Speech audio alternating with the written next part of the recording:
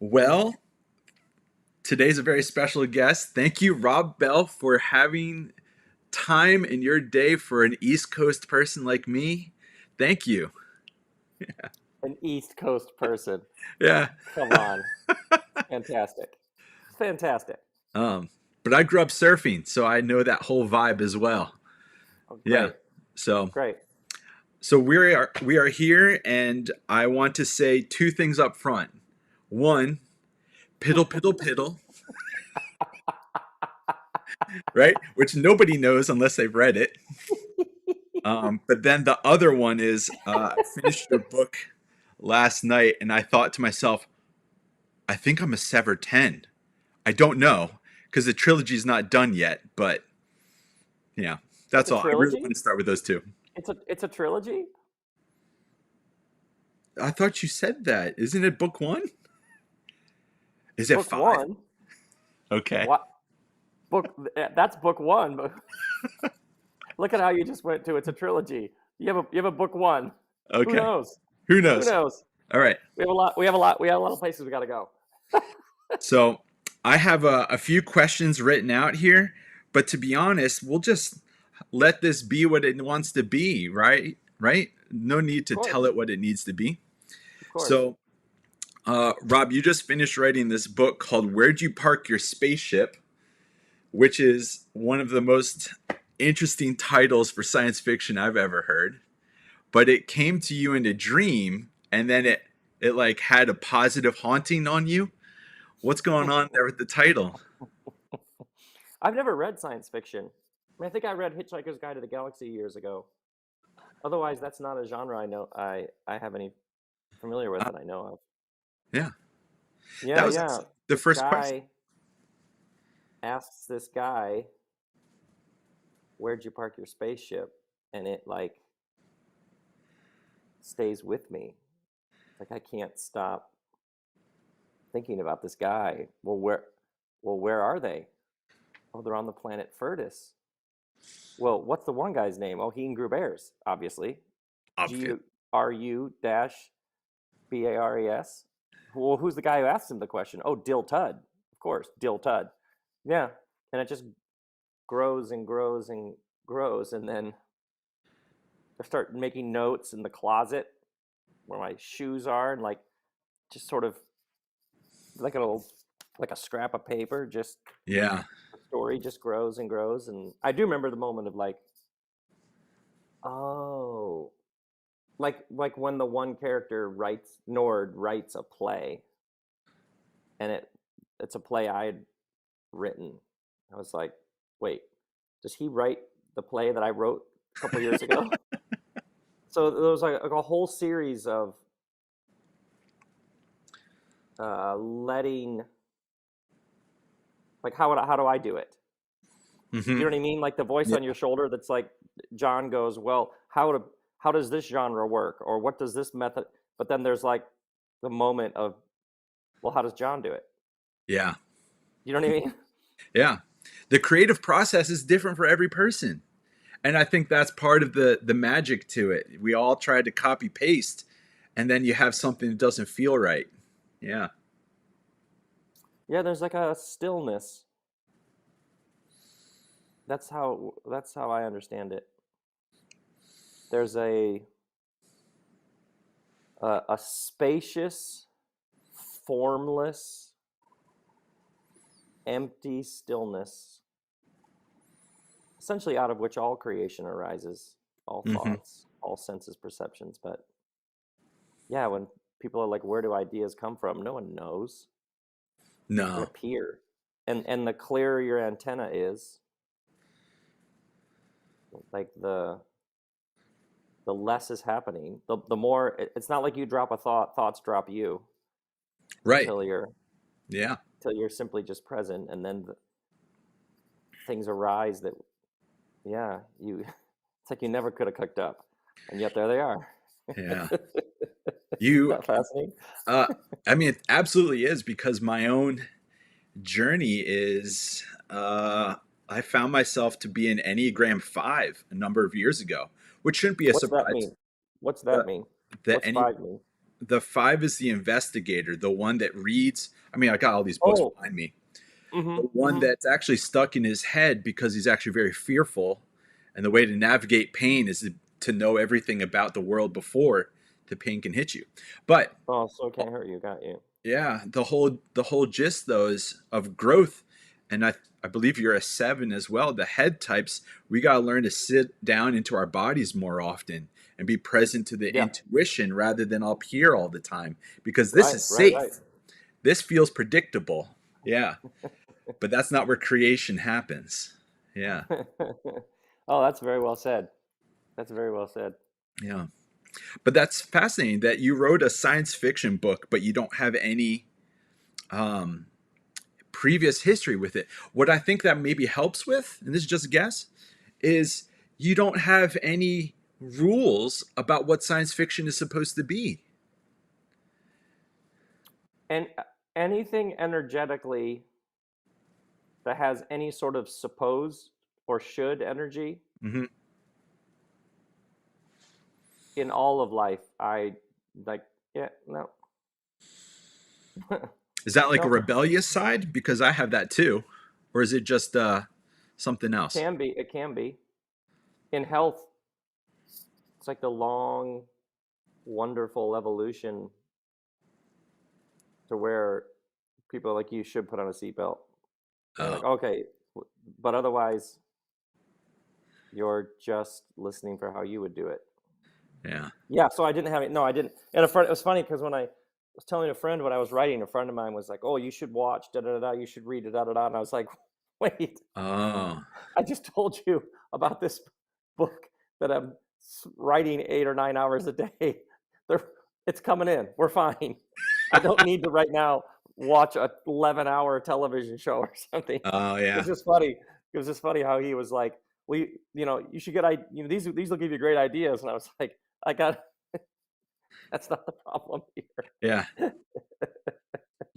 One thing that I thought was fascinating is in your book, there's nuggets all over. And I was hearing phrases from podcasts that happened like 5 or 6 years ago. Oh, really? Oh, that's Oh, yeah. interesting. And I felt like there were phrases that were popping up. Like, oh, I've heard that before. And so I guess what I found myself thinking as I was reading it is that this is kind of like a mix of old and new. But it still feels fresh. And Oh, I think there's fascinating. something really beautiful to it's that whole idea of transcend and include, baby. Yes. Yeah, So yeah. All these bits and pieces that we've stumbled upon along the way. They're all with us and they shape us and they form us and then they come out in yeah, our and we're not even aware of, like, if you, like I'm sure in your work, if you trace back, when did I first yeah, encounter that? When did I stumble into that? When did somebody say that? When did I hurt, or was it enough pain that that truth came yeah, roaring in? Do you want to be liberated? Well, let's do some self-inquiry. Like, it's fascinating how we like duct tape together, like transcendent include, which requires a fair bit of duct tape. And then we make these things. Then we make these things that we put in the world, and we do this work that's like this duct taping together of all these bits and pieces. yeah. But I Yeah. think that's part of what the shift is. I'm jumping ahead in my questions here, but the character Dill Tudd was just Yes. so fun because Yes. he's such an unpredictable, wild person, but he seems to always have a wink happening at all times. And those are some of the most interesting people to be around in real life. That's all. Oh, and I love how his speech patterns are these off kilter staccato, Yeah. like he super connected and profound, but then also sing songy, and Yeah. like when he's like yells across that park, "Kingu Bears, you bare knuckle brawler," or how he just can go off on the luster of a particular fabric and the thread count. Like, Right. it's just everything is a riff, everything is a tangent, therefore there are no tangents. Right. And he doesn't seem to have a need to impress or defend anything. Oh. And I that's love him that's so true much. liberation there, right? Oh, oh, I mean, if he had his own book, wouldn't that be awesome? That would be. um my friends make fun of me all the time because, in a playful way, my favorite character of cinematic history is Rafiki from Lion King. Which one's that? One of the He's the animal baboon. voices? He's the baboon shaman. Oh, And yeah. so for me, I was reading it and I'm picking up, here's some vibes of this person who kind of comes in and comes out. You can't really predict where he comes from, but he seems to be holding an ancient wisdom on behalf of everyone. Yeah.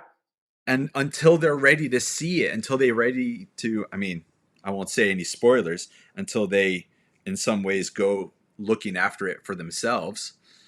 But how does that sit When with you? Oh, right, right, right. Rafiki. When Dill Tudd appears, did you have like oh, this is a main this guy's going to be we're going to be with this guy. This is something. Or were you like, "Huh, Oh I wonder what no, that was?" I was left thirsty for more of them all the time. Oh, good. So when he shows up and he's like, "Wait, he grew bears? How did he grow bears? Who knew?" You were like, "Oh, please. Oh, please, Tell me like, we're going to meet this guy again." this guy can't just be a one off. He needs to stay in this. And it was How so about good. He like weaves back in. Yeah. when Nunez appeared? Were you what did you feel?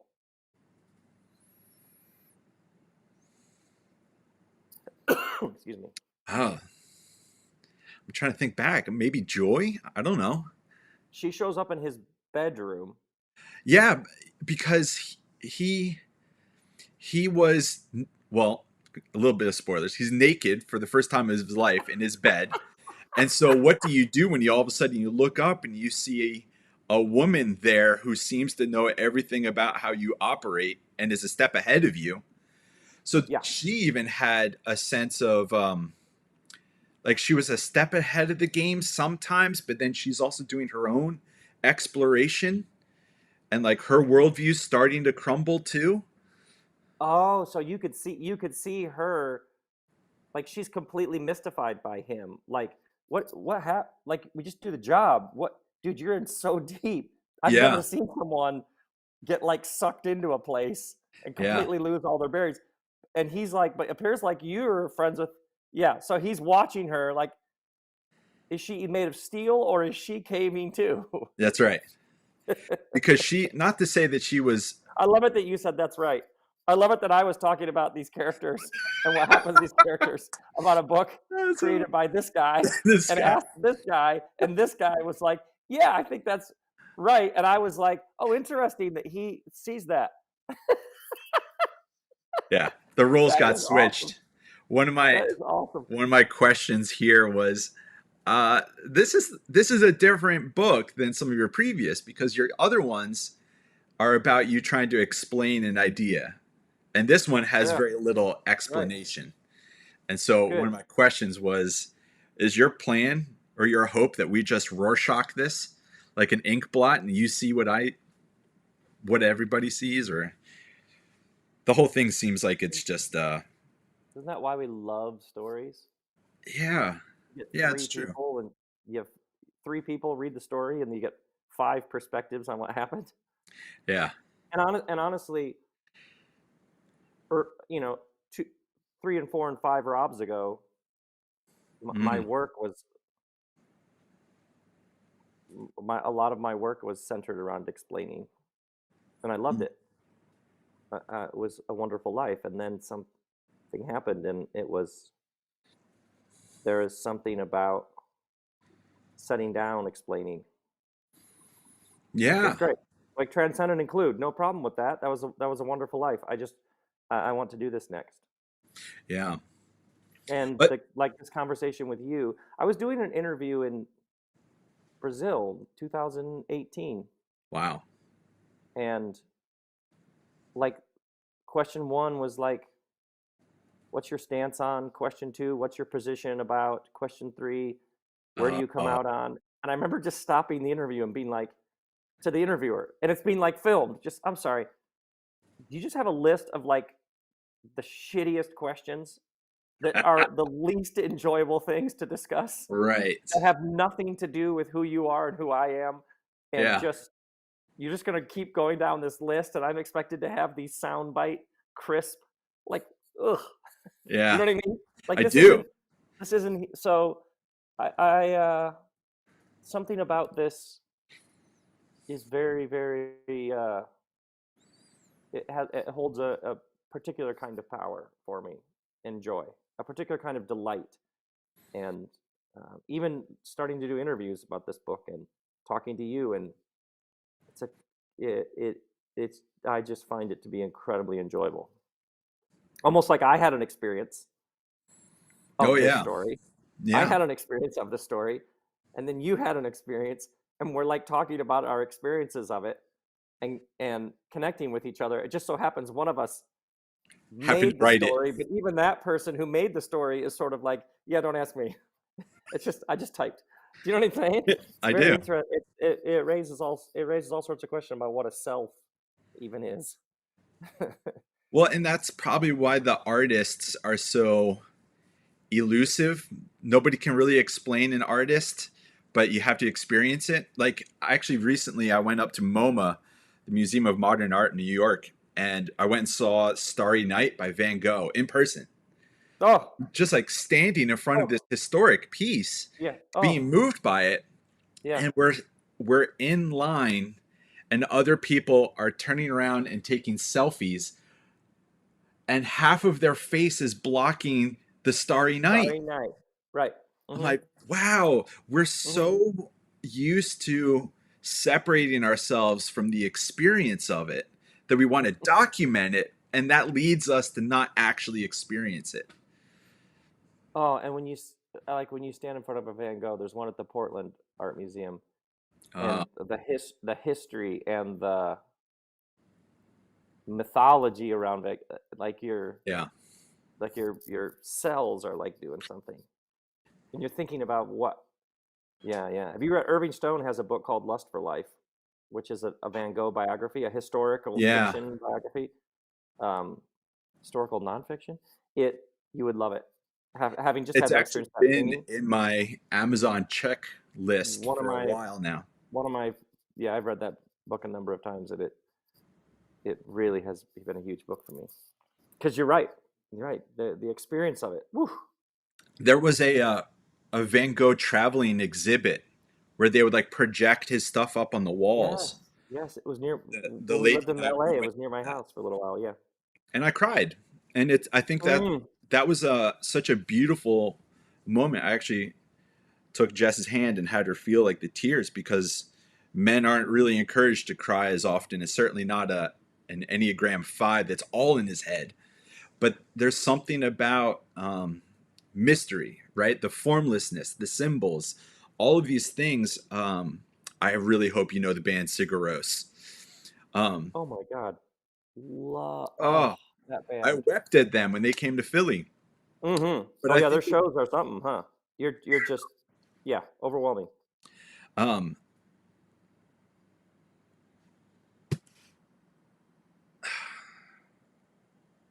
Isn't I it what think, a lovely path you're walking? well, thank you. Um, Like you said you went to seminary? I did, yeah, Yeah, so think about your lineage. Like Martin Luther, what's he do? He puts 95 statements on a door. Like yeah, that's how we'll deal with our pain. We'll put we'll that's put right, 90 we'll just write some stuff. We'll arrange our furniture in our head slightly differently. yeah, So like you were like the good son of a lineage, like played by the rules and did the game as it was shown to you, and then yeah. found yourself Except, like except I read too much of Heschel. I you were read too much itchy of the from the prophets. get-go. You were itchy from the get-go. Yeah, yeah, yeah. But I think that's maybe why Rafiki resonates with me as a person. Mm-hmm. There's something about that role that feels timeless. And there's always going to be a place for Yeah. people to hold the tradition for other people. But one of the things I experience, and maybe we're not maybe we're getting a little off topic, but I found myself learning No such so thing. much about the mystical traditions of Sufism, not just Christianity, but all Yeah. the other Yeah. ones, Yeah. and finding myself being pushed more and more out, even though I was just saying, hey, this is a part of our tradition. And so there's this strange place of you can actually be right next to the vein, the pulse of what the whole thing's really supposed to be about. And yet the institution will be like, nah, Yeah, there is no out. Like you can't be pushed out. That's not impossible. I'm going to Doesn't ask you exist. to say a little more if you don't mind. Well, think about what we know from the expansion of the universe. The universe is there's a bang. It's big. You have 13.8 billion years of expansion. Yeah. So in an expanding universe, the technical term is it's an omnicentric universe. It simply means Oh, if yeah. the universe is expanding, then every point within that universe is the center of that universe. Hmm. So just the idea that somebody could push somebody out or marginalize or exclude somebody, that anybody anywhere could do anything that Oh, would I in see. any way like push somebody out of something, everybody's a center. Right. So you could construct some sort of something that you think is pushing somebody out, but that is literally that's just a thing in your head. It's not real. So you think about all moments of peace and liberation are moments at some level of I'm home. I've always been home. Right. This whatever this person said, did, or tried to do was utterly futile because I'm here. Right. And I haven't even thought about breathing in the past couple minutes. So even I'm being breathed. Something is breathing me. Yeah. I'm a I'm not thinking, something's thinking me. I've always Yeah. belonged. I've been doing my own deep dive into Rupert Spira recently, Yeah, if I good. pronounce him. Yeah, our guy Rupert. Well, and I guess Ken Wilbur as well. Yeah. Yeah, when you come to see separation as a lens and then you move to wholeness as a lens, and all Yeah. parts exist within wholes, that pure Yeah. awareness is a seamless one, and all Right. senses, thoughts, and perceptions arise within that. Now the game gets really fun. Yeah. Now it gets Learning really to fun. see things as holarchies rather than hierarchies Yes, is a game changer. Game absolutely. changer. Yeah. Hmm. Um. Actually, when you came to Brooklyn a number of years ago, I asked you a question in front of everyone, and I said, it sounds like a lot of what you're doing is Bonhoeffer's religionless Christianity mixed with Teilhard de Chardin. And you just laughed out loud in front of everybody. And it was such a wonderful moment because I felt like I knew the insider code. But I think if I can give you a compliment in one way, is just I think we often want to assume that we have a work to do for the world. But actually, it's like Ram Dass, our work for the world is to work on us. Yes, yes. And I think that in some ways you've been a pretty consistent person of doing your own self work, staying true to your intuition. And in some ways, that kind of modeled or gave permission to the rest of us to do that as well. And just to see it done is Mm. enough to be like, oh, I can do it too. Yeah, there is no out there. So this idea that there's an interior and exterior, there's me and Yeah. what's happening to me, and then there's so this idea of the planet, there is no the planet or the environment. You know all this. You can Yeah. feel that.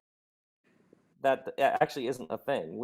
We are so the person who's all upset about what's happening to the planet, I absolutely 100% feel with you. It's just find that in yourself, and Hmm. there will be plenty of interesting things to do. Or the person who's upset about the state of the, or even the person who says the world's falling apart, they have absolutely no evidence for this. That's a should they have in their head. Mm.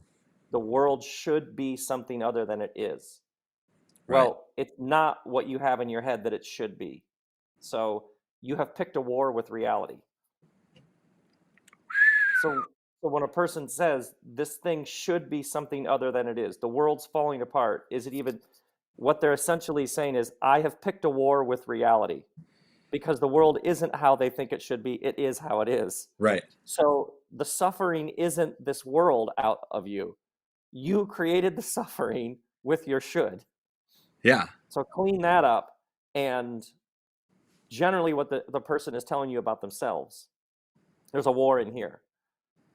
And you can Wow. already see how they've picked it. So Oh, they just projected outward.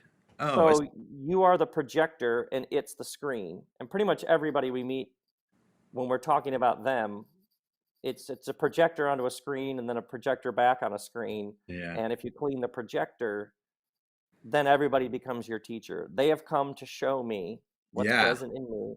There's plenty to do there. I've got plenty to inquire of and examine here. Yeah. And that's how you would ever have world peace, or you would have a planet that doesn't go off a cliff. Right.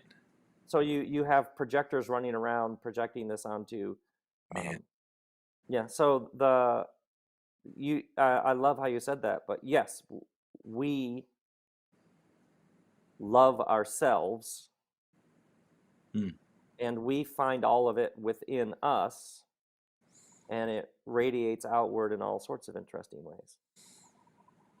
So people like skip over the interior and think, because they think there's some exterior. And now you, of course, in quantum physics, you have the observation of the particle affects what the particle even Right. does. So you would have in quantum physics going, there is no objective observer.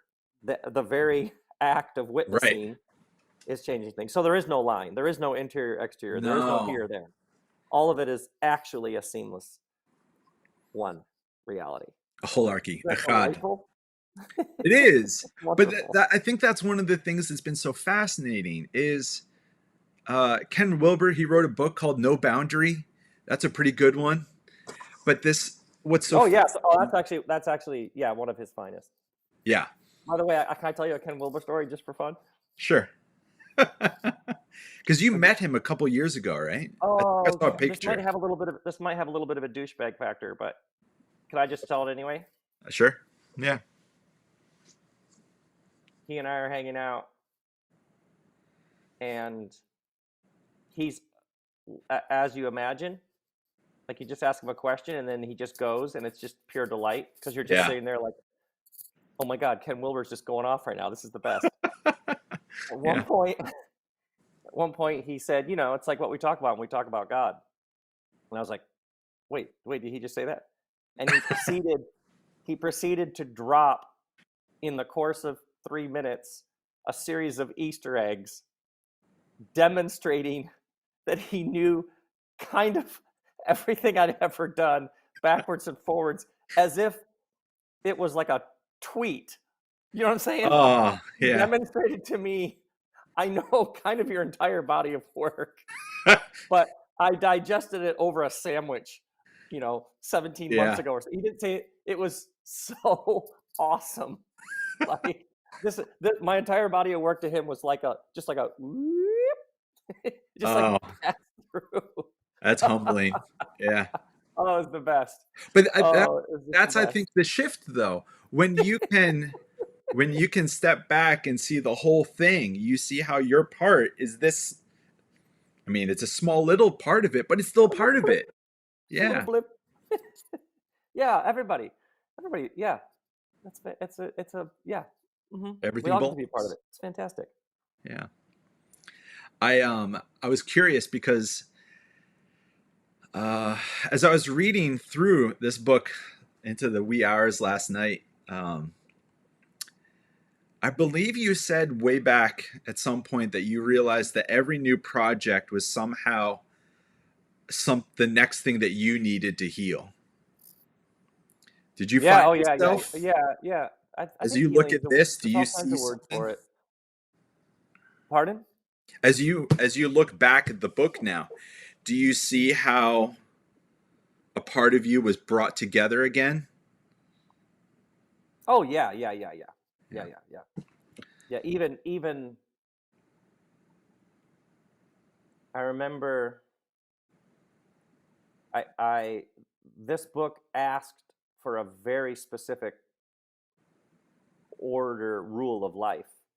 Drop your daughter off at school, sit down, Oh, pick the story up. I remember on Sundays I would start planning out lunches for the week and getting everything I needed, so I wouldn't at lunchtime have to be like, what am I gonna have for lunch? right. And all of a sudden it'd be time to pick my daughter up from school and be like, whoa, because the other books were written for I would just an hour or two in the morning, and then God, can I please go out and play? Like, can I go do something Oh, else? But yeah, this was like a whole way of, and then I started my other things I was doing afterwards, early morning, after week, like it was just asking for a particular kind of, yeah. and I'm about to start writing again, and I already can feel it. It asks for a particular kind of thing, order and rule of life, and the is it okay if I give myself to this story? Because the more I follow it, the bigger and wider, and Yeah. book 2, book 3, um, it just keeps inviting me to like really follow it and give it what it's asking for. Can I do this? Or almost like, no, I have a thing that I do. And it was like, wait, I decide? Hmm. So a friend of mine was very helpful. She's like, yeah, you can go around the world handing out permission slips, Rob Bell. Like Yeah. you can go do what you've been doing for years. That doesn't mean that you don't, on a regular basis, need that. Right. So there's a very tender, very vulnerable. Can I, can I just? You don't even know who you're asking. You're asking your deeper self. Can I just follow this? This Yeah. is just so. This is so delightful.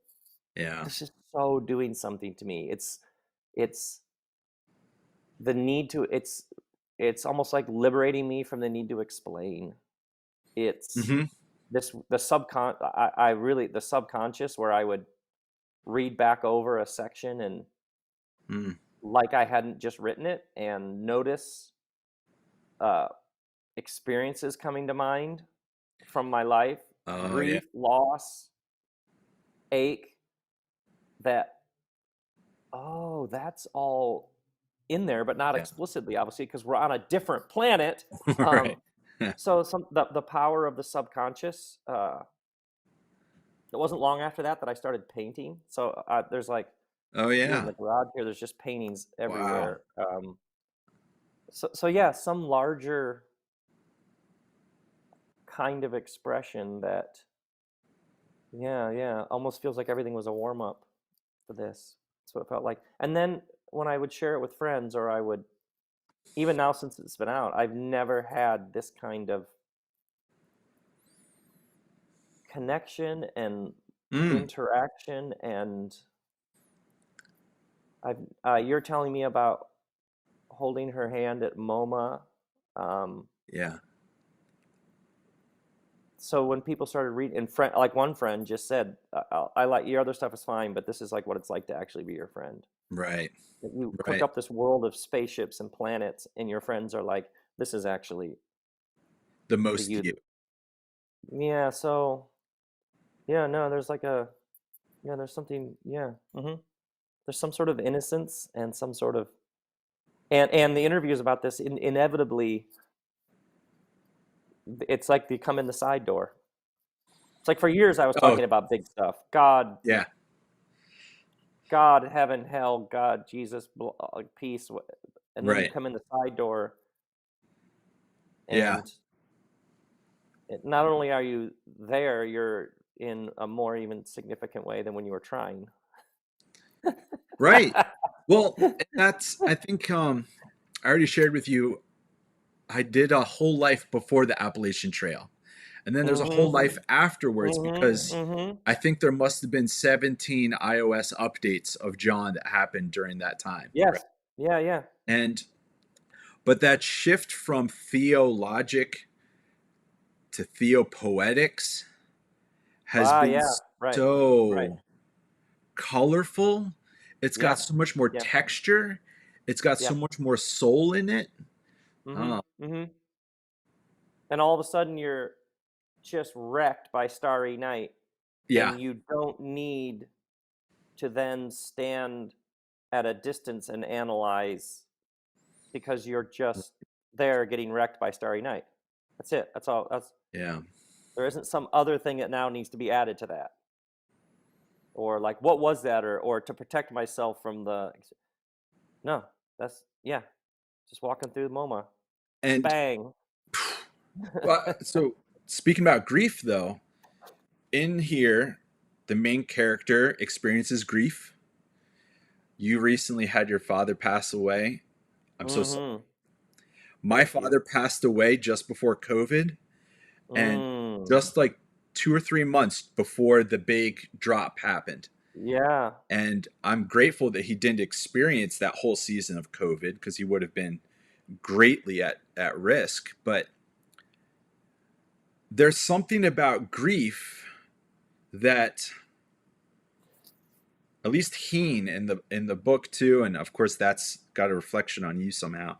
The grief often just sits in there. It sits in you until you're ready to finally acknowledge it. And Heen has got his own numbness, I guess, where he starts falling into just a factory lifestyle of repeat and repeat and repeat until he, yeah, breaks And I down love how crying. I love how he wonders. He's like, I think, he's like, I think my numbness is why I'm so good at my job. Yeah, Like yeah, he's contemplating. He thinks he's the best Series 5 in the. I think I might be one of the series. I think I'm the best in the universe. But he's like, but then gradually he realized, I think I'm really good at my job because I'm literally standing at a distance from my own life because I'm right. so numb because of grief that goes back decades. Yeah, And and one of the things that is really compelling to me is how, as he begins to feel, and he can't figure out why in this place he begins to feel, but I love how the first thing when he starts to actually feel is supernatural irritation about this guy named Dill Tudd. The first feeling isn't, it's amazing to be alive. I get irritation. Yeah, euphoria. The first thing when he does feel is just like, why does this guy, this presumed gets under my familiarity? skin. Yeah. So Yeah. to me, one of the really interesting things to me was to explore. Yeah, I'm numb. I'm numb. I'm numb. Now I'm starting to feel, but the first feelings, numb. Numb was kind of nice compared to this. This is Right, feeling because now is I'm just terrible. irritable and angry. Some guy who's like can't understand this. What is these sentences he's doing? What Yeah, the but that's the game. I think right? that's the thing. That's and I really just, when I was at MoMA and I was looking at Starry Night, I just wanted to smack the phones out of people's Yeah, hands. Like, yeah, yeah, stop, just stop this. And yeah. you can, What my daughter and I over the weekend she was showing me because Olivia Rodrigo has a new album out and she was showing me all these different promo appearances she's doing, and the Today Show appearance. Everybody everybody is holding up a camera in the front to uh, film it, and my yeah, daughter and I were laughing so hard that everybody is filming a thing that is being filmed. But like, it's not like a show where you're like, I wonder that's if right. this tour is going to get filmed. The Today Show is a filming. I'm at a filming so I can have my own crappy copy, Right. and there are like 50 cameras all around Production me. level, lights and everything. I have to capture this moment. Somebody is spending millions of dollars to capture this moment for me, and tomorrow they're going to put it for free on the interweb so that I Right. can have it. But I need to hold a box like up in front of my face. So Yeah. weird. It is so weird. I, one of the things that I do is I'm a professor at Eastern, and I teach Intro to Christian Spirituality. And the main gist of it is really emotionally healthy spirituality, trying to teach them mysticism without them knowing. Sometimes Mm. they get to know it, but I mean, it's so Hmm. much about being connected and present and aware of your body, listening to your internal compass. It's like so striking that the tradition doesn't teach its own tradition sometimes. Anyways, right, right, yeah, right. right? But in that class, I actually have my students open up their smartphone and look at their daily screen time, and we do the math of, all right, this is how much time you spend a day. 1 second. Can you pause 1 second? Sorry. Yeah. Yeah. Oh. Okay. I'll fix it later. Thank you. My Yeah. apologies. We're back Okay. on. I Okay, have keep going. Sorry. I have my students do the math of, like, if this is how much screen time you spend a day, here's it times 7 for a week, times 4 for a month, times 52 weeks a Whoa. year, Right. across a 60-year lifespan, subtracting the time that you spend sleeping, and that we just do the math. It's like, if you live to be 80, do you want to spend that much of your life looking at life through a rectangle? And what are the numbers? Oh, it's like people are easily spending 3 decades of their life looking at a phone of conscious time. Not sleep. 3 decades. It depends on what their average is. Some people are better than others, but so much of, and that's when I try to bring in this idea of integrity in the class. I do wordplay a lot. My mom was a literacy professor, and I was like, what's the opposite of integrity? Unintegrity, it's disintegrity, disintegrated. What? Disintegrated. Right. Isn't that great? Putting it together, be like, oh, a life with integrity is one that has all of its parts together. It's a whole, and it doesn't do the subject object divide. It's more about the intersubjectivity of all things. And Yes. Man, Here's what I have a thought about what you're talking about. Can I share it with you? Yeah, go for it. It's really interesting what you're doing with those students, about the nature of experience. One time I took an iPod back when we had like actual iPods, Yeah. and had a Sigur Ros Yes. song loaded, and was speaking, and walked out into the audience and just said, I just need a volunteer, and handed the headphones to a guy Yeah. and played him while the whole place just sat, while one guy put in headphones, and I played Sigur Ros. And then Do you remember what song?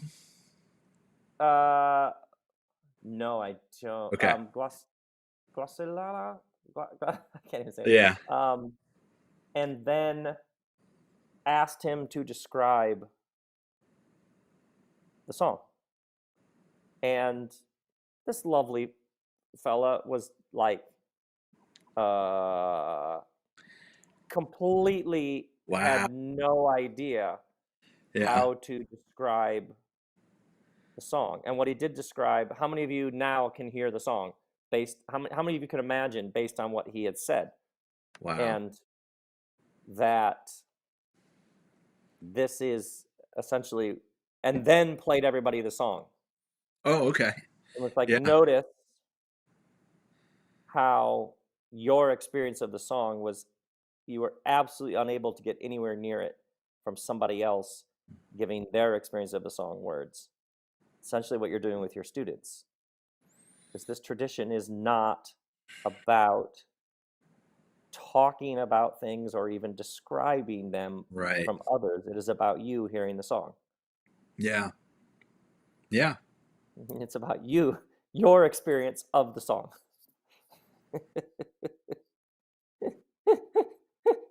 I mean, shalom. Yeah. Harmony. It's musical. It's always been about experience. Yeah. So you shared a Cigaros story. Can I share one mine? Absolutely. Okay.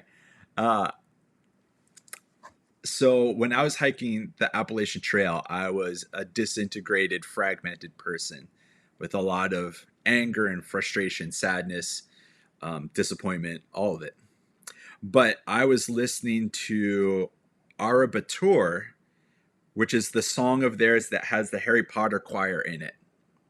Okay. Mm-hmm. And it swells up in the last 7 minutes. And I was just north of Hot Springs, North Carolina, and I got to a fire tower where you can look out and see if there's a fire in the forest, for the forest rangers. And not many people wanted to be around me because I was a wreck. But I climbed to the top, and there were 4 other couples trying to have date night up there to watch the sunset. And I walk up, and they all look so annoyed that the place is that busy that all 8 of the other people left. And then I'm alone at the top of this fire tower. And so I put in Sigur Ros, and I'm listening to Arbiter, and I'm watching this blood red sunset happen. And it's just gorgeous. And then the music swells. And of course, I just start crying. And of course, only I can hear this music until it became too much. And I was like, I need to rein it in. And I did a 180 and looked in the opposite direction of the sunset. And in the same moment, there was a blood orange moonrise happening at the same time. Whoa. And so I saw a sunset and a moonrise, and it was like I just couldn't escape beauty. I'm listening to it and I'm looking at all of it, but I think there's something inherently healing about beauty. Maybe because it can't be explained, it can only be experienced. And there's these flash moments of I guess in spiral dynamics, we like maybe have a moment where we shift up to yellow or to teal or turquoise, and then we come back down after 3 seconds. We're like, oh my gosh, that was the most beautiful thing I've ever had. And I think something is profound because that was 8 years ago. And I still remember the shade of orange and red and yellow. Mm-hmm. Mm-hmm. But we have a real need to have these Dill Tudd like people in the world. We need to have these figures, and if at best all some people have is a literary version of a Dill Tudd or a Rafiki, that's enough. I feel like there's few of them, but when you meet them, you're like, oh, this person's got it. Oh, there's so many of them. There's so many Would of you them. say you've had a good number of Dill Tudds in your life? That's to be absolutely, absolutely. You saw clearly your own true nature. That's the thing about beauty. You saw how the world actually is.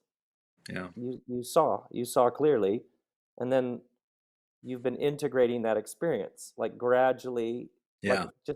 just hearing who you are, you are that experience just becomes more and more a Tuesday. That's just life. Yeah. So we have these what would be called peak experiences, which simply show us the true nature of things, and then we learn, and then we just gradually Learn to live integrate there. them as we learn of how the things we've clinged and grasped to that we can just let go of. And Yeah. so, like, even like, peace or happiness aren't anything you can get. They're your true nature. So you're undoing and unlearning, Yeah. which is called waking up. Waking up and showing up. Yeah. You familiar with the dream? Are you familiar with the whole the dream to wake up thing about the nature of a dream? So think about a dream. No, no, no. Okay, so you have a dream. In the dream, there's a tree, a bike, Saddam Hussein, your third grade teacher. I don't know, whatever's in your dream. Just Hippopotamus. super Yeah. random. You tell whoever the next morning. You're like, oh my God, there was this mud, and there was this hippopotamus, and there was this. So the nature of a dream is there are these separate objects that are all interacting with each other. Yeah. Generally, just bits and pieces of our own subconscious, nonetheless. Right. There are all these separate objects. And so the drama or the story that's unfolding in a dream is because this thing's over here and this thing's here and this thing is trying to do this and this is holding me back and I have no pants on over here, whatever it is. But then if we were to ask you, John, what are your dreams made of? You'd be like, my dream's made of. Yeah, what is the substance of a dream? You'd say, well, I don't know, thoughts, subconscious thoughts. Okay, so what if the substance that a dream is made out of is thoughts, then what appears to be all separate entities interacting with each other are actually all made of the same substance. So what you are waking up to So in a dream, you have an image of the actual nature of the waking state. So the dream shows you the actual truth of the waking state, because in the dream, it all appears to be separate. All Right. these parts are actually a whole. So then when somebody Right. is waking up, they are waking up to the one nature of it that Yeah. continually presents itself as a whole series of disparate bits and pieces that are disintegrated and are inviting to be integrated. Yeah. So when you have this experience of beauty, yeah, yeah. Of course it awakens something within you. Yeah. Yeah. Yeah. Like, oh, I think the whole thing's actually, yeah, it's all belongs. It's all belong. Isn't that great? I love that. I love that. I love that the nature of the human experience is in your sleep, you're given like an analogy or a simile or Yeah. whatever the metaphor in your what happens in your sleep is just a picture of the thing that is the reality of waking. Like whoever's designed this whole thing was like, let's drop that thing. Every night when you go to sleep, you'll be given a reminder of what you're doing during the day. Wow. And sometimes you'll remember it, sometimes you won't, but you'll always Yes, be living out yes, of it. yes, yes. I would imagine for you, as you said, the real, I hope it's a real joy of talking about this book is that you can't necessarily predict where the interview or the question, the conversations might go. With some of your other books, you could probably predict.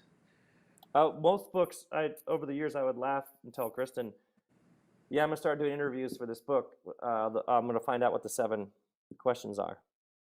Because there literally would be 7 questions with a couple different, what's your shoe size, or do you like Wow. coffee? Like, otherwise, yeah, by a couple interviews in, I'd be like, okay, these are the 7 questions.